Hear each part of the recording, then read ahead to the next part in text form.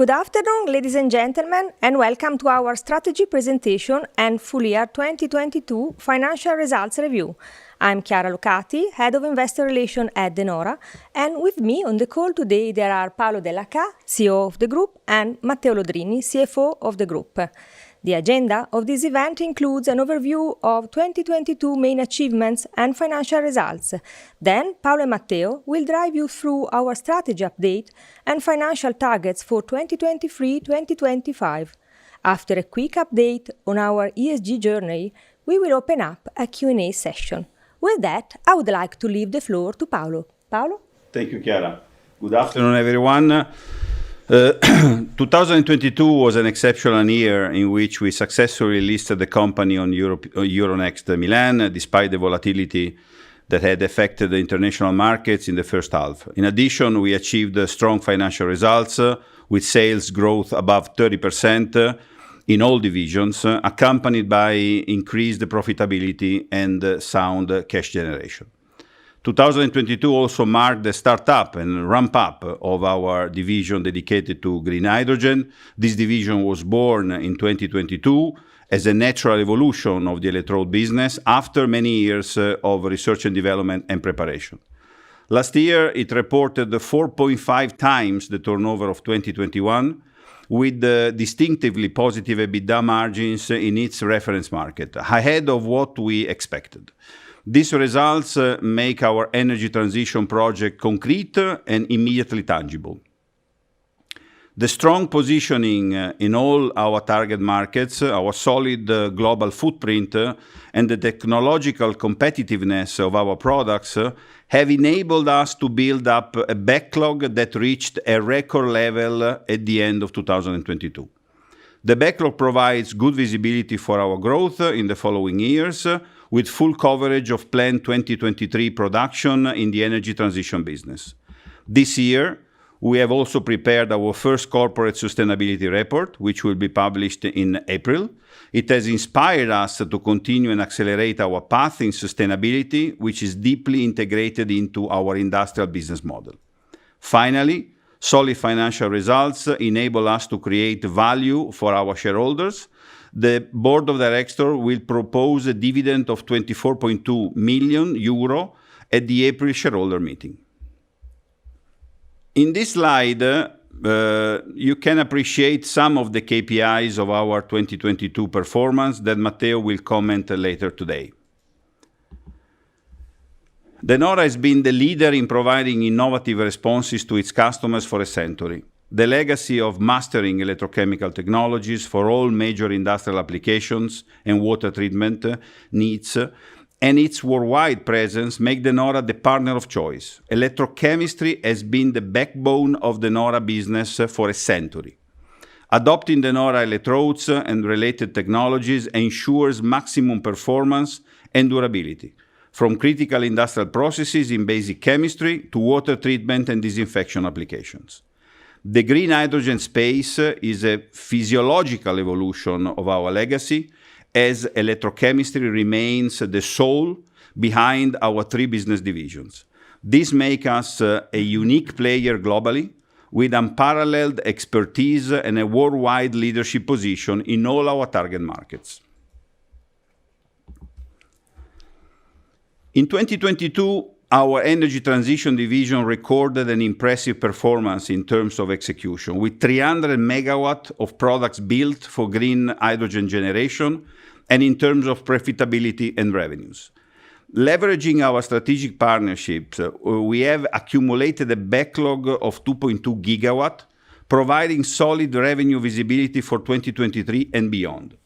We have grown our pipeline to about 3 gigawatts of concrete projects with a high probability of contracting. The size of our backlog and completed project position us as a leader in our target markets. We estimate a very high market share of green hydrogen under construction and operational projects worldwide. Indeed, our portfolio includes the most significant project under execution at the global level. The NEOM project, which is the project aimed at production of green hydrogen and consequently green ammonia in Saudi Arabia. We are working also on other large-scale projects with several off-takers, such as, for example, the contract with Shell in Europe, which is the largest hydrogen project in this region for synthetic fuels production. In 2022, we completed the 40 megawatt project for air products for low carbon mobility in Arizona, and 2 other 20 megawatt projects that our JV ThyssenKrupp Nucera will install and start up in the near future.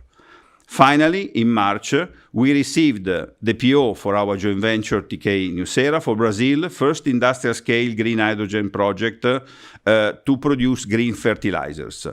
And in addition, TK Nucera announced a memorandum of understanding with the same customer to expand capacity from 60 megawatt to 240 megawatt, adding visibility to our already rich pipeline. Our best-in-class production capacity and track record of execution in the electrode industry make us confident of the continual solid growth path in the coming years. The Electrode and Water Technology division exploited the strong momentum in their target market in 2022, with revenues growth of more than 30%.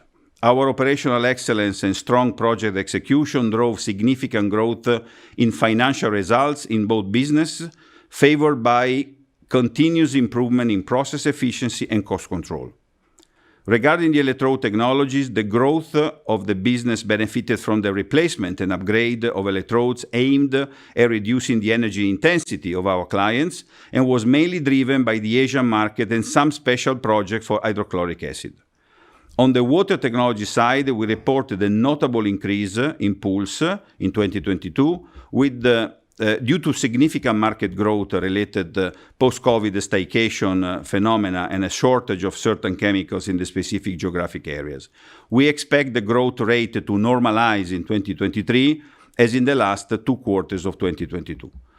Water systems performance relied on the increased success of our after-sales service offering and remarkable contracts in the Middle East and in the liquid natural gas and municipal wastewater recycling industries. Finally, the solid competitive positioning of both divisions has enabled us to build a record backlog that give us comfort for the growth in the coming years.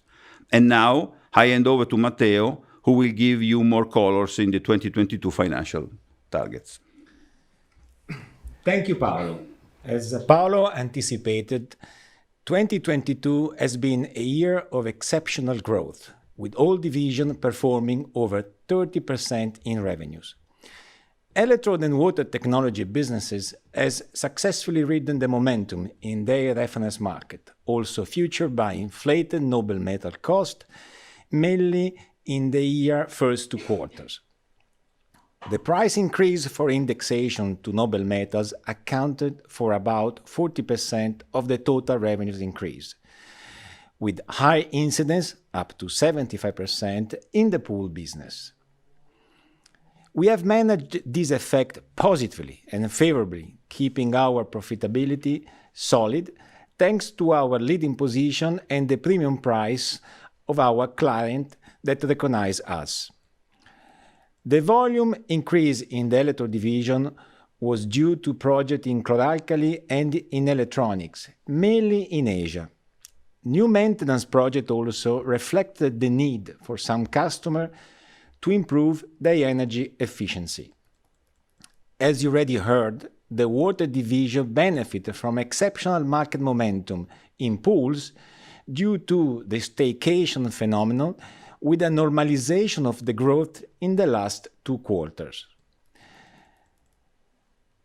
The increase in water system highlights a 30% growth in aftermarket revenues, which accounted for 40% of the business line volumes. The energy transition division reported 4.5 orders higher than in 2021, mainly driven by NEOM project execution. This project is expected to lead the revenue growth also in 2023. 2022 saw a significant growth in the backlog, which reached all-time high. Electrode division reported a 19% backlog increase, mainly driven by orders in electrowinning and electronics, also benefit from multi-year contract and recurring aftermarket. The evolution of the water technology backlog is a combination of two factors. On one side, we have an over 30% increase in order for the water system line, across the line, ensuring a higher than historical average coverage for 2023 revenues.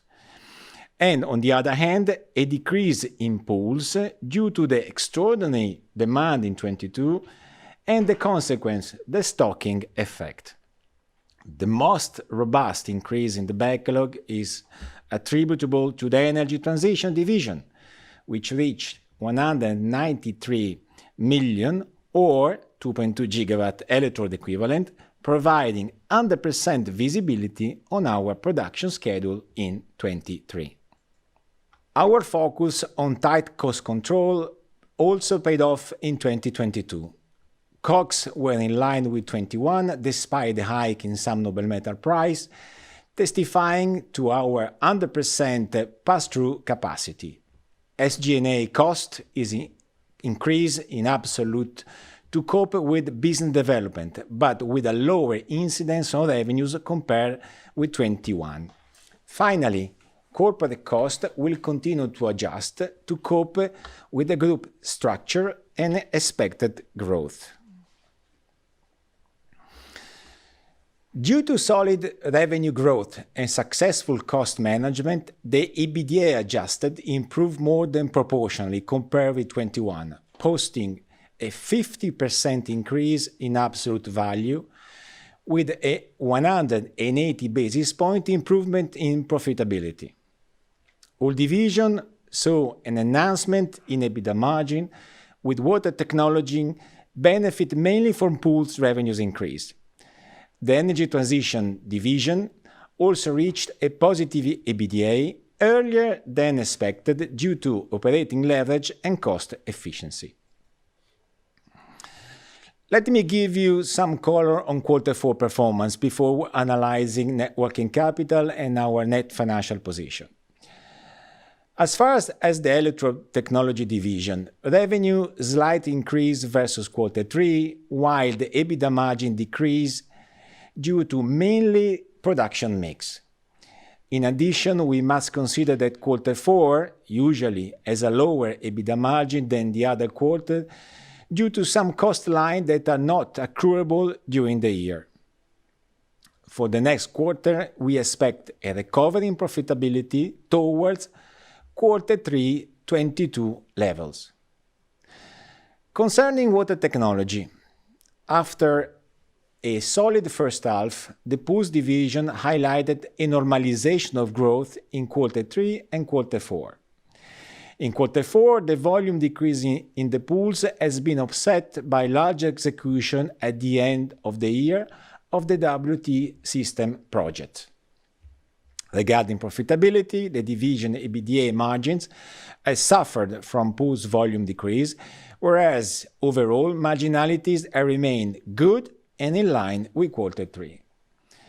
We expect the pool trend continue to normalize in the next quarter, with the division profitability brought in line with Q4 22. And then energy transition. Ramp up in revenues has been driven by project execution, mainly involved the NEOM project, which will continue contributing in the following quarter. The division reported 21 EBITDA margin thanks to volume and solid operating efficiency due to the legacy with the electrode business. This makes us confident about solid perspective for 2023.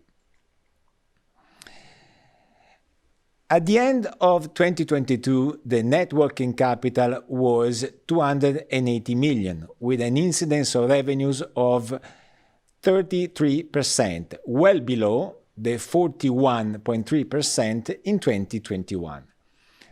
The positive performance was due mainly to an improvement in the inventory ratio, which was below 35% compared with 37.8% of 1 year ago. The trend is also confirmed this year, with an inventory ratio expected to reach around 30%. In addition, net working capital evolution benefit from some advance payment from clients, which will serve in project execution also in Q1 23. Cash. Net cash position at the end of the year 22 was about 51 million euros.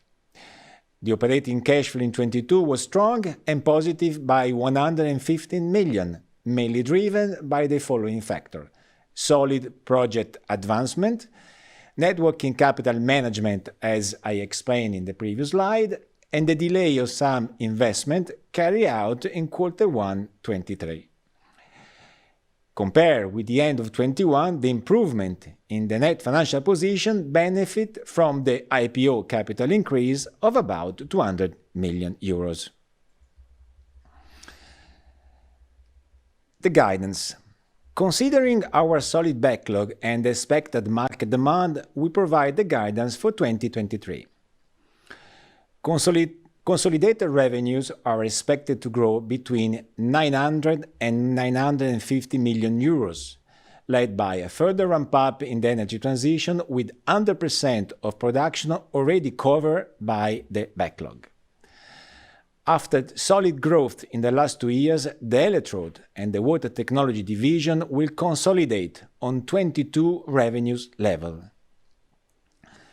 Slowdown in noble metal price trend is expected to continue, even though margin will remain solid thanks to our proven pass-through capacity. Concerning profitability, we expect a consolidated EBITDA margin of about 19%, considering energy transition contribution. The profitability trend reflects the combination of the following: the electrode product mix, the normalization of pool business that will reduce its contribution to the segment profitability. In addition, the EBITDA margin for both water system and pools product line will align with the 2021 figures, representing a more sustainable level compared to 2022. Concerning the energy transition division, we expect growth in 23 compared to 22 due to cost efficiency, technological leadership, and proven pass-through capacity.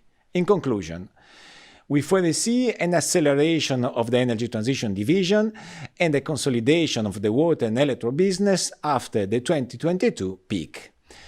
Now, I leave the floor to Paolo for our strategy update. Thank you, Matteo. We confirm our 2023-2025 business strategy already presented during the IPO process.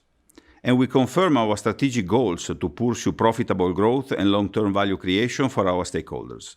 Let me drive you through the 4 pillars of our strategy, which has electrochemistry, water, and energy at its core, to grow and contribute to a cleaner world. The pillars are the growth and market positioning, which includes exploiting energy transition opportunities and accelerating growth as a natural evolution of the electrodes domain. Evolving our green hydrogen technologies portfolio, targeting levelized cost of hydrogen reduction. Expanding water business by pursuing regulatory and safety concerns-driven solutions. Pursue profitable growth in electrode and water, consolidating our leadership at the global level. Second pillar is product leadership. We safeguard the leadership position across industries and geographies, leveraging electrochemical unparalleled value proposition and continuously improve the service level. The third pillar is manufacturing expansion.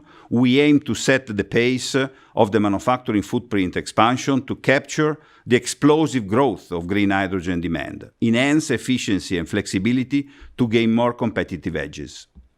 Fourth and last pillar, organization development.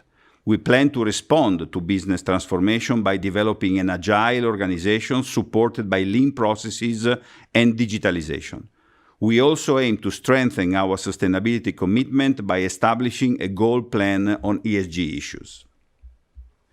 We offer a set of critical mission products in different industries, and our technologies are the enabling factor for the sustainable growth of our customers. Our business model is supported by the secular growth of global megatrends such as urbanization, digitalization, broader access to clean water, enhanced water infrastructure, and climate change, which drive our division's development.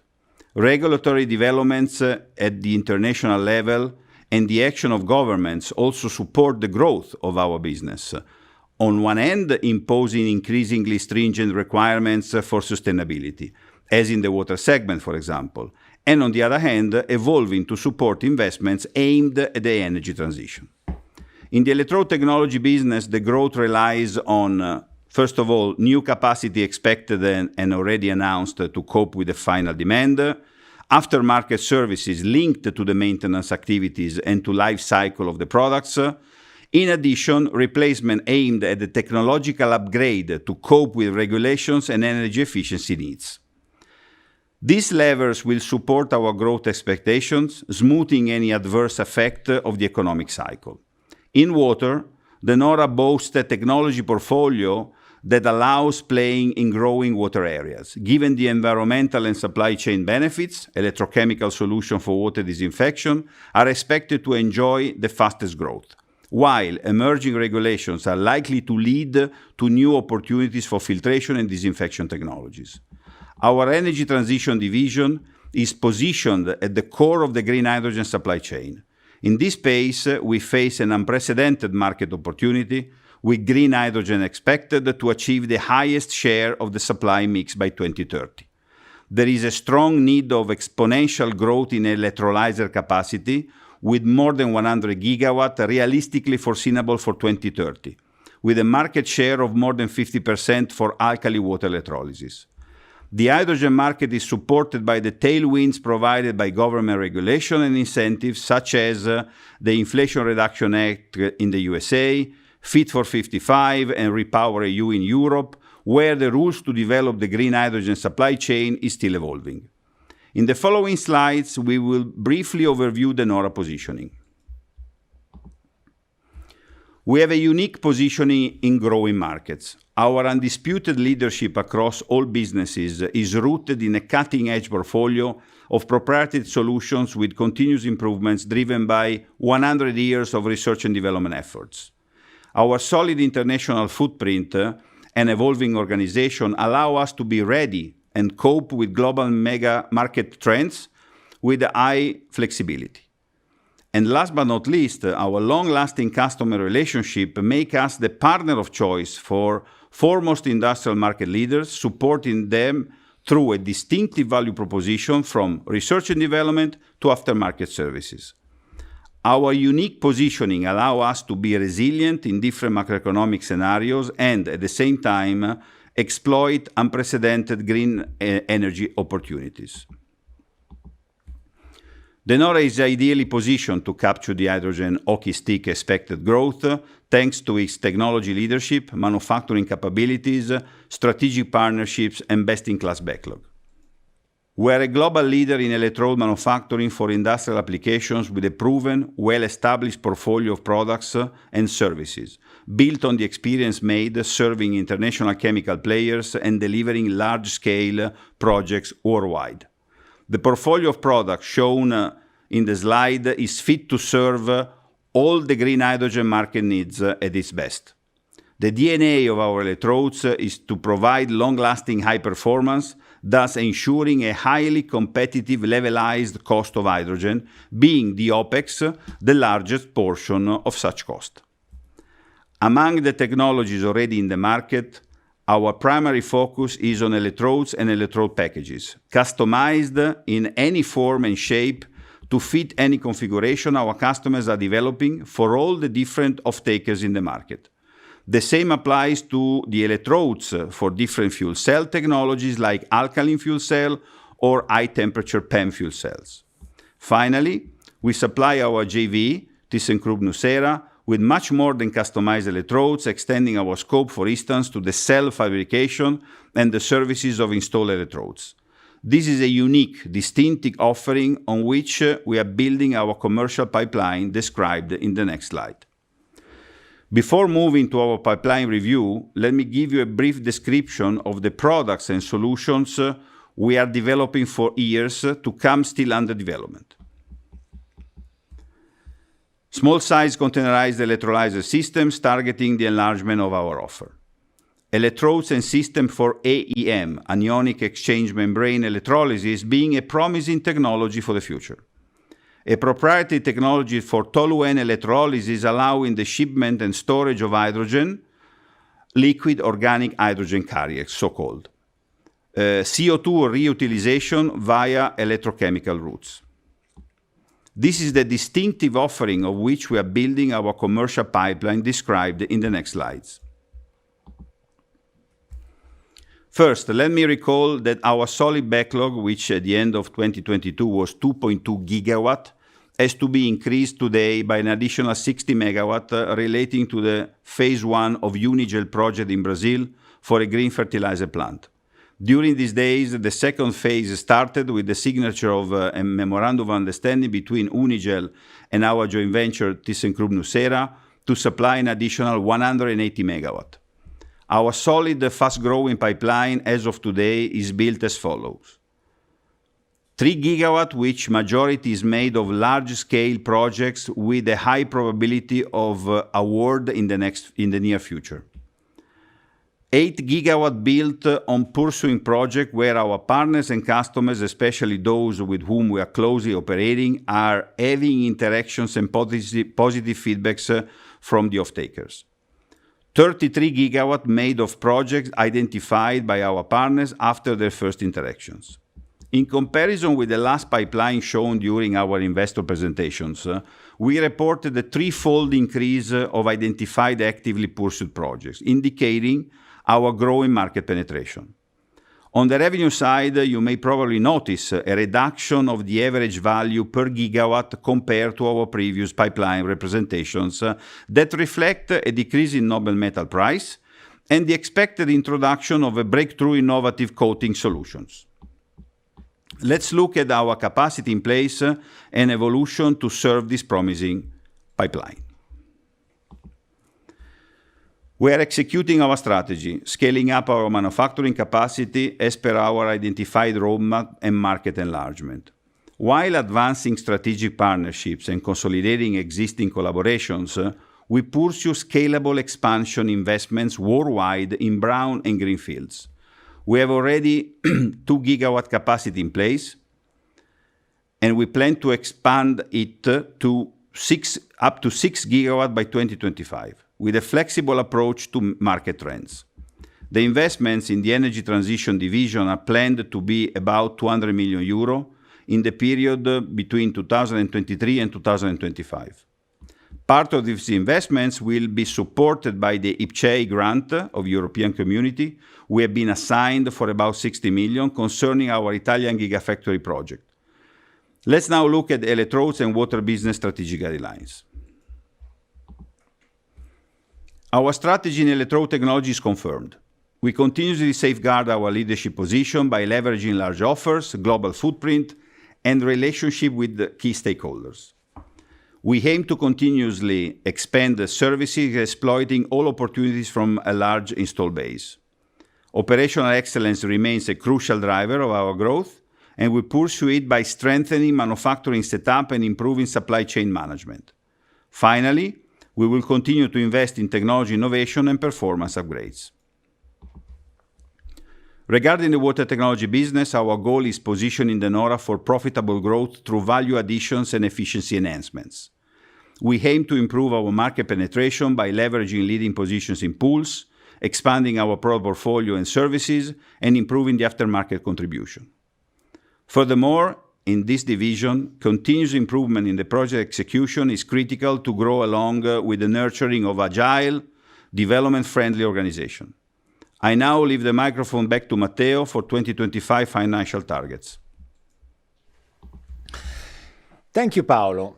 This table shows a quick overview of the financial target for 2025 compared with the previous plan. Very briefly, new targets embed an improvement of the estimate relating to the consolidated profitability, mainly driven by the energy transition and the electrode technology business.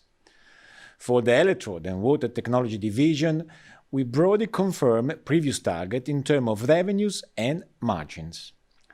The profitability for the energy transition business has been upgraded, while revenues adjust to noble metal cost indexation and benefit from breakthrough coating solutions. Let's have a look at our 2025 energy transition guidance. Revenues are estimated to reach between 500 and 600 million euros. The drivers of such further ramp-up expected in our hydrogen division are the strong market demand, a solid and high-quality realistic pipeline of 3 gigawatt of hot deals and about 40 gigawatt of projects in which our partners are having positive or at least first interaction. Our current solid market positioning. Our revenues forecast for 2025 versus the previous estimate have been lowered to reflect the normalization trend in noble metal price. These will reduce the average value for gigawatt, impacting the top line but not the division profitability, thanks to our proven 100% pass-through capacity. In addition, we expect to employ breakthrough innovative coating solution with more efficient utilization of noble metals in terms of content and improved process productivity. This latest guidance is backed up by a more selective yet concrete order book and project pipeline unique to the industry. On the profitability side, we expect a 16-17 EBITDA margin by 2025 due to operating efficiency, technological leadership, and legacy with the electrode technology business, with whom the energy transition division shares most of the cost base. The strong Q4 22 result also make us confident of achieving this profitability target. Let's now have a look at our consolidated financial guidance for 2025.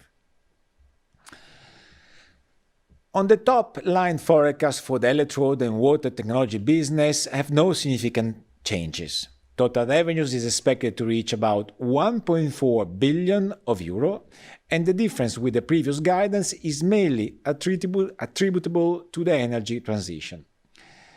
Looking at the average annual growth for 21-25, we still expect a sound increase for electrode and water division, approximately between 9% and 11%. Profitability at the group level is expected between 18 and 20%, about 200 basis points above the previous plan.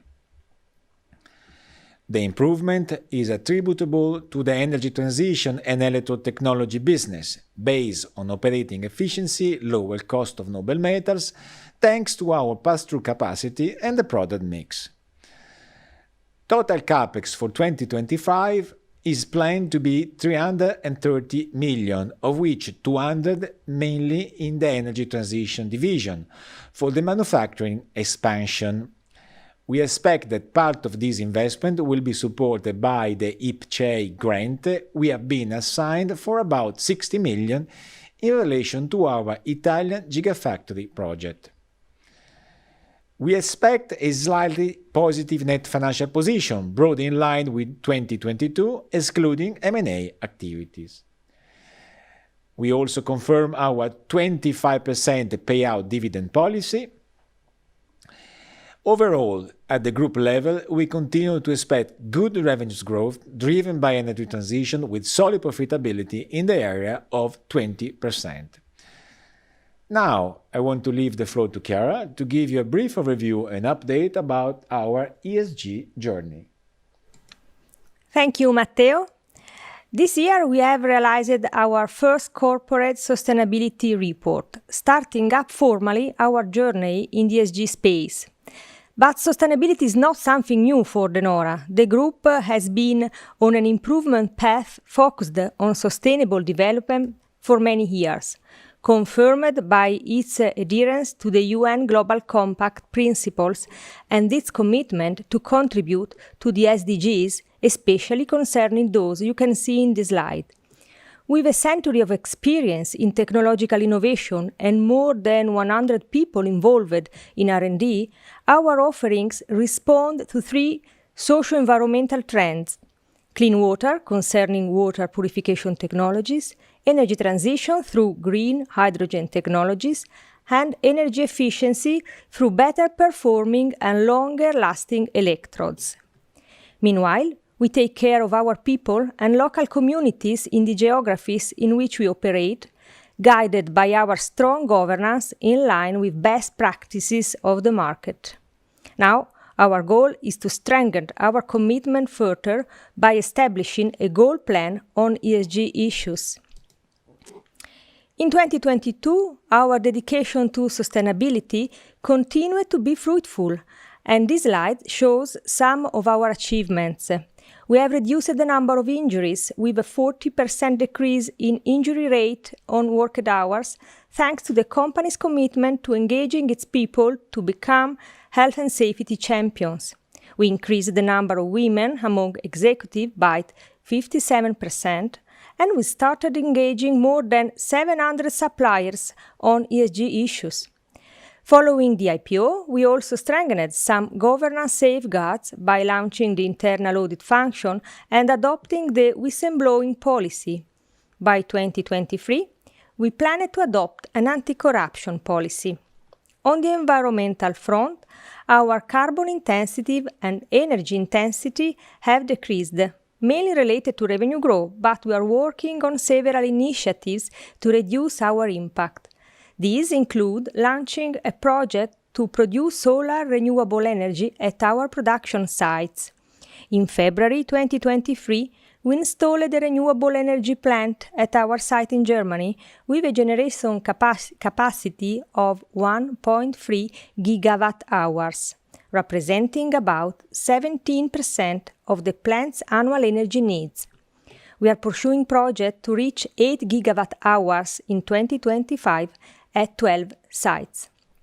Finally, from 2023, including ESG targets in our CEO and chief officers' MBOs, will further reflect De Nora's commitment to successfully continuing its sustainable journey. Now, I will leave the floor to Paolo for the final remarks. Thank you, Chiara. So finally, to wrap up around final remarks, we had a record set of results in 2022 in line with guidance driven by leading position of the group in all divisions and strong market momentum. Solid financial structure thanks to cash flow generation from operations, ramp up of energy transition division with early than expected positive EBITDA and strong backlog covering 100% of 2023 production. Building up a robust pipeline, best-in-class manufacturing capacity in place to be exploited 3 times by 2025 with a focus on readiness and flexibility to market demand. 2025 targets are growth driven by energy transition, confirmed growth for electrode and water technologies, energy transition, improved profitability, and developed a solid and realistic pipeline to grow. Now we are ready for the Q&A session. Thank you. This is the Chorus Call conference operator. We will now begin the question and answer session. Anyone who wishes to ask a question may press star and 1 on their telephone. To remove yourself from the question queue, please press star and 2. Please pick up the receiver when asking questions. Anyone who has a question may press star and 1 at this time. The first question is from Matteo Bonizzoni of Kepler Cheuvreux. Please go ahead. Thank you. Good afternoon. I have some questions. The first one is related to the energy transition division. So you have basically cut your sales indication for 2015 by around 20% from 650-750 million to a range 500 to 600 million. If I have understood correctly, this cut comes mainly from a lower assumption on noble metal price and the new technological solution which you are adopting. Can you confirm that this cut is not related to a lower gigawatt backlog assumption for the end 2024 or basically the year before 2025? This is the first question. The second question is just to make calculation on your revenue evolution in energy transition. Can you confirm that to get to your target in terms of revenues, we should assume that your backlog in terms of gigawatt at the end of 2024 should basically triple compared to the or more than triple compared to the level which we had at the end of 2022, which was 2.2 gigawatts. So we should get, in other words, to round about 7 gigawatt of backlog in energy transition at the end of 2024 in order to meet your revenue or target. The third question is, can you clarify the reason for this very large improvement in the profitability in energy transition vis-a-vis lower revenue? So you were previously expecting 10% plus, you are now expecting 16-17%, which is well above. Why is that, despite you have lower revenues? And the last question is as regards CapEx. If I remember correctly, in the IPO, you indicated 300 million accumulated CapEx in 4 years, 22 to 25. Now, the CapEx in 2022 was pretty low, 46 million, if I'm correct, but you have increased significantly the CapEx in the remaining 3 years to 330 million. Can you elaborate on that? Thanks. Thank you, Matteo. I will respond together with Paolo to your questions.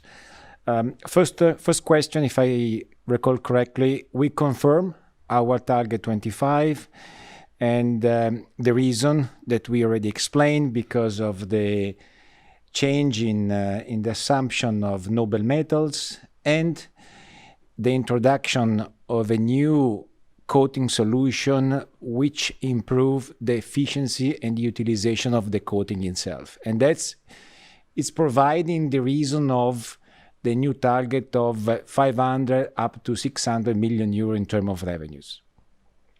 For the gigawatt, Paolo, I will Hi, Matteo. For the backlog, actually, it is not so linear, so we cannot simply say that we should end up by 2024 in tripling the backlog, because already now there are projects in negotiations that are expected to be produced in 2024 and 2025. So the evolution of the backlog depends not just in absolute terms of this linear growth, but depends on what is the expected delivery schedule for each project related to our scope of supply. The third question was about energy transition. Okay. Well, Matteo, first of all, the upgrade of our expectation in the energy transition EBITDA margin is based on the evidence of our cost structure and profitability that even in 22, and I will underline the quarter 4, which was particularly positive, but which give us strong confidence that will continue.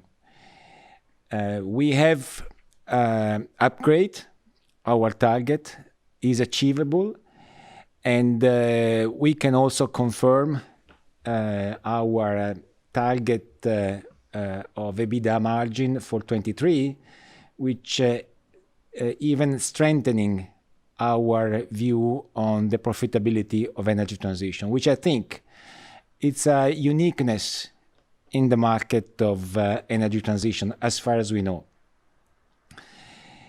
For CapEx, I would like to recap the difference between the CapEx that we gave during IPO last year with the new CapEx plan for the plan 23-25. As you remember, last year we gave 300 million of CapEx, out of which 160 were dedicated to energy transition. In the year 22, we did not invest the full expected amount of CapEx. At the end of the year, we invested 38 million of CapEx. And today, we provide a new guidance for CapEx 23-25 of about 330 million euro.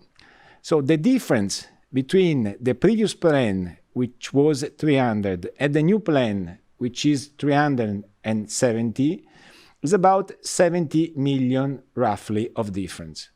I just first of all to remind that this additional 70 million is almost fully backed up by the IPCEI grant, which is expected to be just above 60 million euro. So on a cash base, this increase in capex is almost neutral.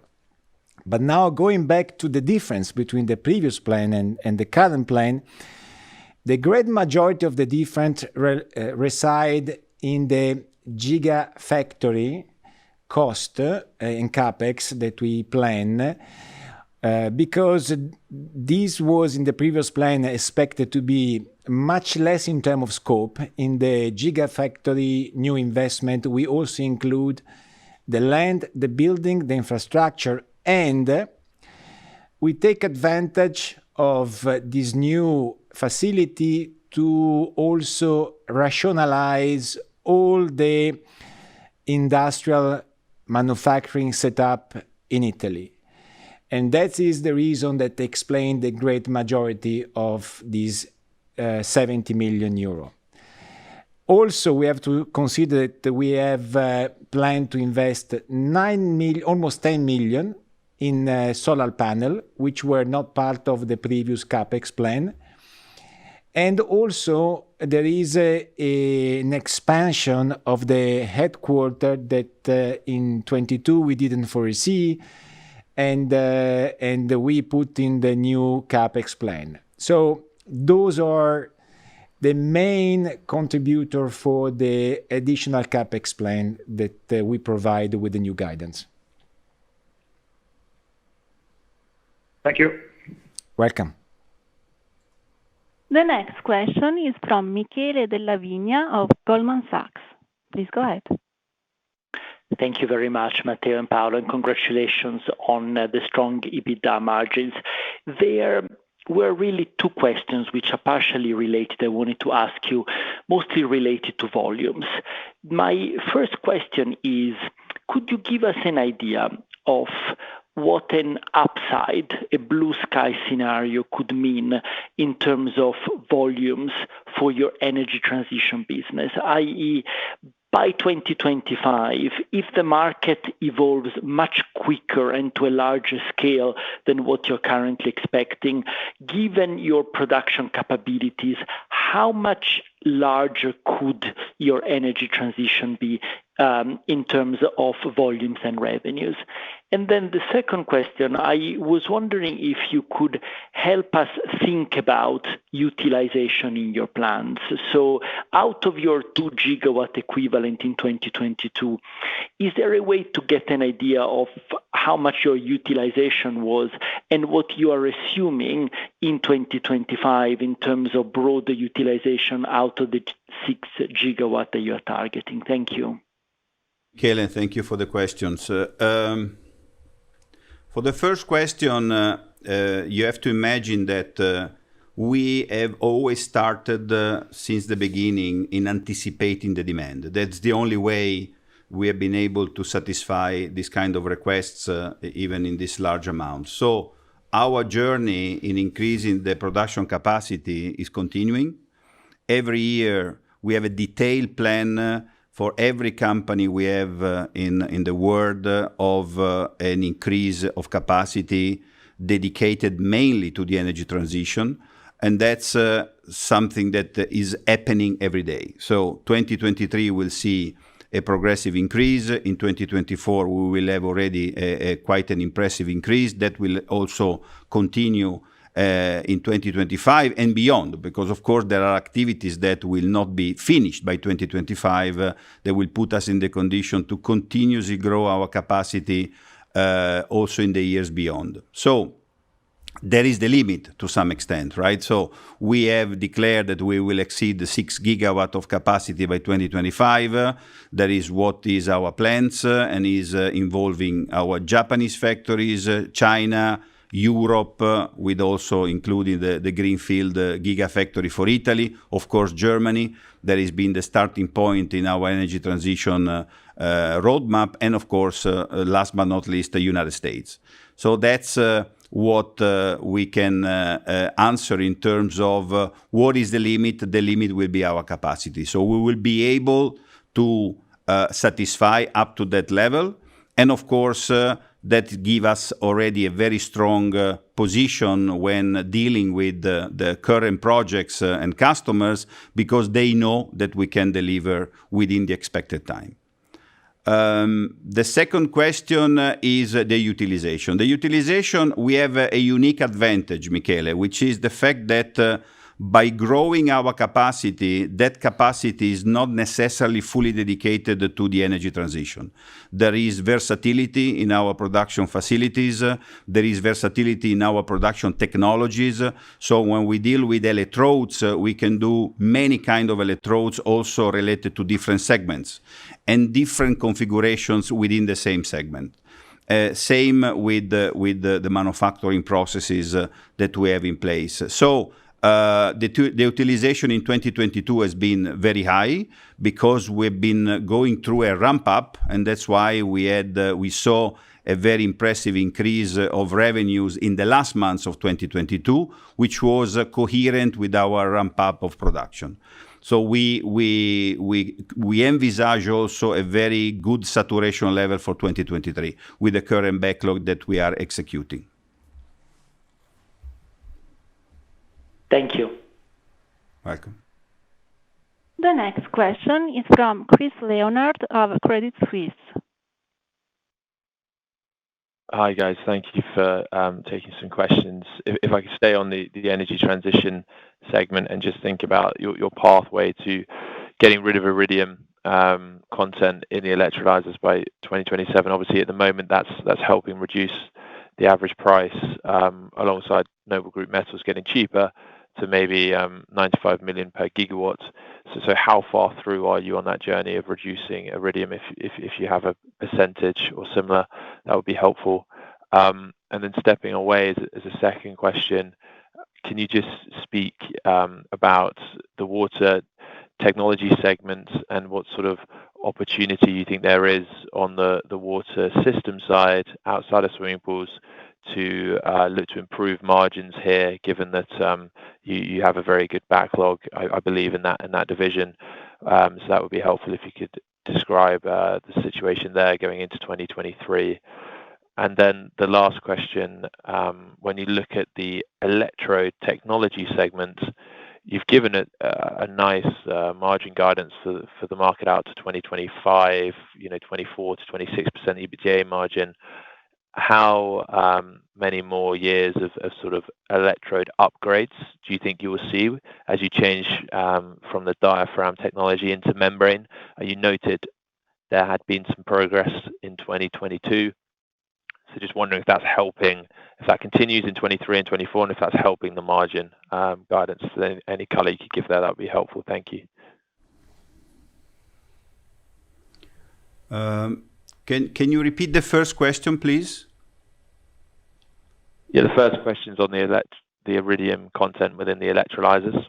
So by 2027, you're trying to phase that out. Obviously, that is currently that new technology that you're developing that has been helping reduce the price for your customers. I just wondered how far through you are on that development journey to okay. Get well, rid of. I think we made impressive developments thanks to our research and development colleagues. We have already achieved and we are launching new coatings that have a significant lower content of iridium in their formulations, performing even better. So the research, the technology roadmap for this is fully ongoing. We already achieved a great satisfaction and great results, and that's why we had to, of course, adjust the expected revenues coming from that part at least, and the journey will continue. So we are very confident that we will get to our target in the next years. For the other questions, I think Matteo will answer. Chris, I will take over the question about WT system. And by the way, I thank you for it because it's an important focus. WTS is showing the highest backlog in the history of the company since the Nora. And that is clearly a very supporting element for the growth that we expect in 23. In terms of profitability, I must say that at the EBITDA level is where in the WT system we see more leverage on the EBITDA margin because of the benefit that we can achieve by growing organically, keeping our organization that is already well established broadly across all continents, and this will give us a net benefit in terms of EBITDA impact, leveraging on the fixed cost. So in an environment where the pool business has slowed down in the last quarter, WTS is clearly the business that in 23 we expect to see more growth and more profit.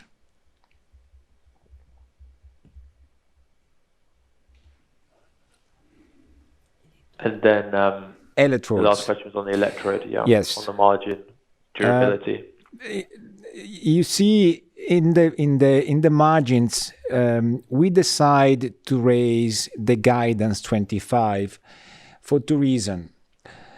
First of all, do not forget that in the electrode business we have a very strong position in terms of market share. And the shift in technology, as you said, from diaphragm to membrane, is not the reason of the increase in our profitability guidance. The reason are, first of all, the weight of product line, which we see more profits to come. And secondly, the result that we have been achieving in terms of profit in 22 for the electrode, we believe that this will continue despite the fact that some product mix, like in 2023, will slightly change the profitability, but overall is where the Nora is leader, where the Nora can gain traction in terms of profitability also because of efficiency in the supply chain. So we have the two effects, the product line with more profitability and the expected efficiency gain across the supply chain and the manufacturing, which will give us great confidence in maintaining high level of profitability. Do not forget that this year we are posting 26% of EBITDA margin, and we gave the guidance to be between 24 and 26. So it's a proven fact that we can do that. And sorry, just to clarify, the product line, does that refer to the mix of different products shipping, Sure. or is that? No, they refer to the mix. For example, Yep. I want to be more precise. For example, we see a growth in the specialty, in the electrowinning, where we expect to see very good margins in electronic as well. And the combination of that will allow us to be very confident that we can reiterate our guidance on that range. Perfect, thank you. Welcome. The next question is from Isacco Brambilla of Mediobanca. Please go ahead. Hi, good afternoon, everybody. A couple of questions from my side. The first one is a clarification on slide 24, the new representation of the energy transition pipeline. Is it fair to assume that the orders, such as the latest one announced by ThyssenKrupp, the extension of the one with Unigel, or the production capacity reservation for an undisclosed client announced in February, are falling into the hot deals piece of your pipeline in energy transition? And second question is on capex. Can you give us a sense of the trajectory of capex? Is it going to be particularly front-loaded into the next couple of years at group level? I mean, or should we assume an overall linear distribution over the next 3 years? Okay, I can answer the first one. Sure. Yes, the answer is yes. These projects that, by the way, they've been already announced or semi-announced, they are part of the hot deals. Of course, in the hot deals, there are names and surnames of projects that are being quoted and they are already under deep discussion or even negotiation. And that's we will see announcements in the near future of these projects. That will, of course, give us confidence that our backlog will continuously grow also in short terms. For the capex evolution, as I said before, we have a lower than expected capex in 22, which is a carryover in 23. So please do expect that in 23 there will be a significant concentration of capex. And I would say beyond 100 million euro. That is what we can say. And then for the remaining couple of years, we return to the average that we declared during the IPO, which was more equal weight for the 4 years. Okay, many thanks. Welcome. The next question is from Marianne Boulot of Bank of America. Please go ahead. Yes, thank you for taking my question. Good afternoon. First, if I can just start on what you're seeing on the hydrogen space in terms of technology. Have your expectation of technology differences between, AWE and PEM have changed over the last couple of months, or are you still seeing a dominant for AWE? The line is quite disturbed. I'm not sure to have understood every word, but I try. Correct me if I didn't understand in full your question. We don't only believe that alkali water electrolysis is the winning technology, but also there are recent market studies that are also showing that the market share of this technology compared to all the others, including PEM, is continuously growing, because you have to also combine the fact that the market is moving to larger and larger size of projects.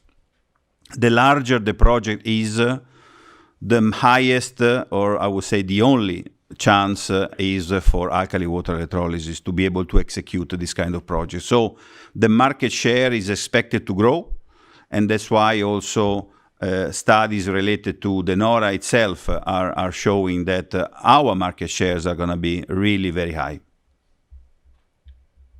Okay, so do you have the intention of offering solutions for the PEM market? We don't really understand. There is a bad line. Can you say it again, please? Sorry, apologies for that. Do you still intend to enter the PEM market with some component solutions? I didn't understand the question. Excuse me, I'm sorry. If you can pick up the receiver, just... Sorry, let me just try to go outside. Is it better now? Probably yes. Okay, sorry, apologies for that. I was just wondering, do you still intend to enter the PEM market with some of your components and solutions? Oh yeah, well, technology-wise, we are very agnostic. So we pursue a very high diversification of our research and development activities. So if we see opportunities to develop specific components that could help to some extent this technology, we will do. Absolutely, at research and development level for sure. Okay, but it's not something that you're planning to put to market in the next coming years? No, absolutely not. Okay, thank you very much. The next question is a follow-up from Chris Leonard of Credit Suisse. Hi, guys. Just coming back in again on the water division and looking at the margin into 2023 and just wondering how you guys think about the evolution there, looking at Q3 and Q4 EBITDA margins in 2022 and thinking, can you sustain those or get above them with the potential destocking impact on the swimming pool side? Just if you can give some color there, that would be very helpful. And second question on the Matteo just mentioning there on the CapEx side, sort of 100 million maybe in 2023. How do we think about the grant coming in from the Italian government at 63 million? That offsets this, and it obviously will be phased. So I just wondered if you could give us a time frame on how you expect that to come into the cash flow statement. Thank you. Sure, Chris. First of all, let me give you some colors on the profitability of the WT.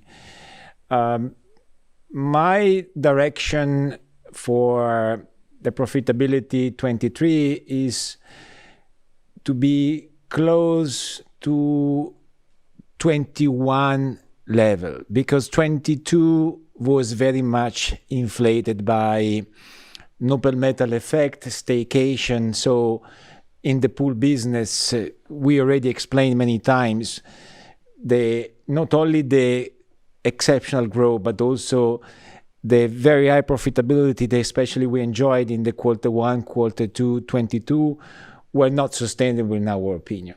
It's an important point to underline that we don't see any structural change in the profitability of the two segments of the water division.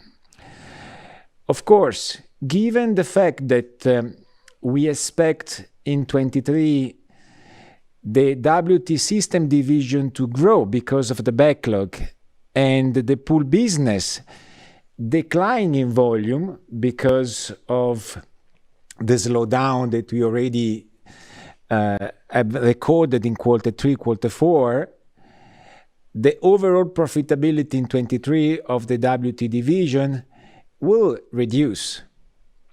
But 21 level, and I'm referring to the percentage level, is what we should consider to be a more sustainable level for the WT division looking forward. Did I answer to your question?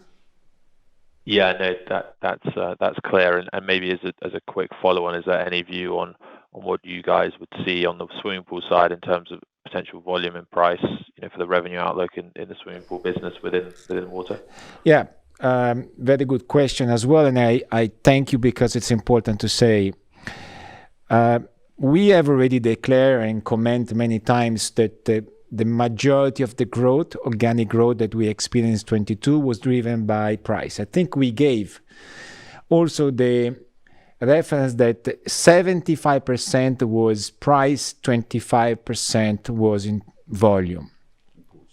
I'm referring in pools, of course. And you consider that the price effect will no longer be viable for 23 because the noble metals are slowing down and consolidating, which, by the way, is positive for our procurement. But in terms of growth, that's clearly a sign that will not be again for 23. And the market has been slowing down in Q3 and Q4, so we expect the business to maintain a slowdown in the course of 23, at least in the short term. So overall, it's a business where we consider overall to be resilient because of the large presence of aftermarket and because the opportunity that we believe we have for expand the business outside US in the new geographical area, which is Europe, which are South American and very recently Asia. So we believe that in the course of the next couple of years, pools will continue to show good momentum if you consider the trend line starting from 21. So please consider, and that's the way we want to be viewed, the 22 as an exceptional year that should be normalized in terms of growth.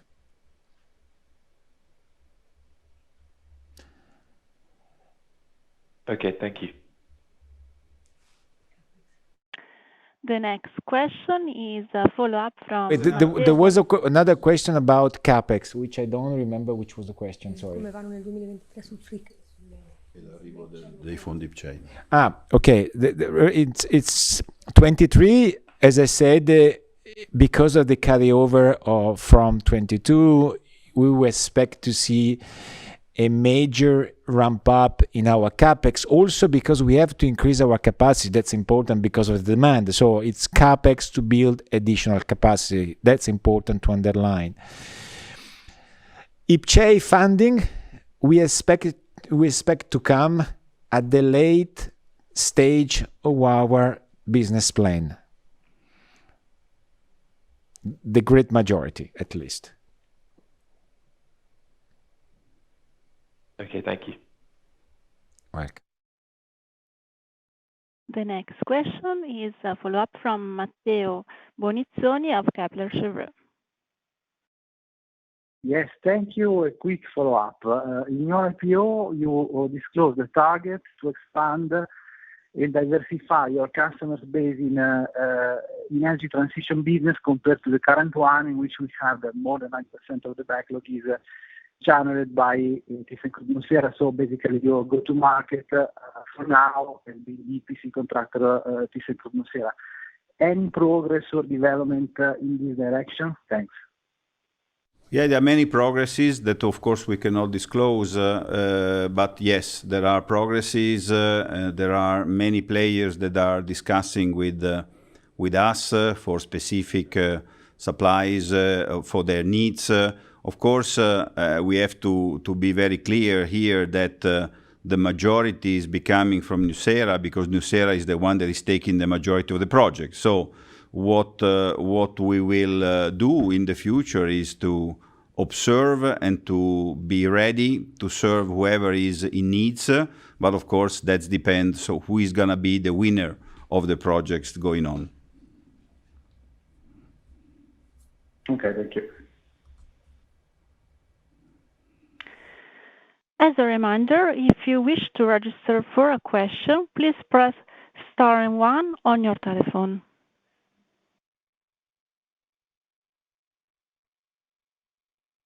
Once again, if you wish to ask a question, please press star and 1 on your telephone. The next question is a follow-up from Chris Leonard of Credit Suisse. Please go ahead. Hi, guys. Sorry again. Last question from my side, but on the news flow from Snam discussing their potential holding in the business, 25% stake. Do you guys have any visibility on your side on potential decisions or timings here? As I guess it could be very helpful for the free float in the market at 20% currently to see that increased, but equally it maybe is in investors' minds having that situation sort of overhanging the stock currently. So any view on timing or potential decisions would be very helpful. Thanks. Well, this is a shareholder issue, as you can imagine. So we are conscious of the needs to increase our free float, but this is in the hands of the shareholders. So I'm sorry to say that we cannot answer that. Yeah, I understand. Thank you. Thank you for the time, guys. Thank you. Gentlemen, there are no more questions registered at this time. All right. So thank you very much. We hope we've been clear enough to explain our numbers and our projections and our guidance. And of course, feel free to contact us for any further question you might have. Thank you very much, everybody. Thank you. Ladies and gentlemen, thank you for joining. The conference is now over. You may disconnect your telephones. Thank you.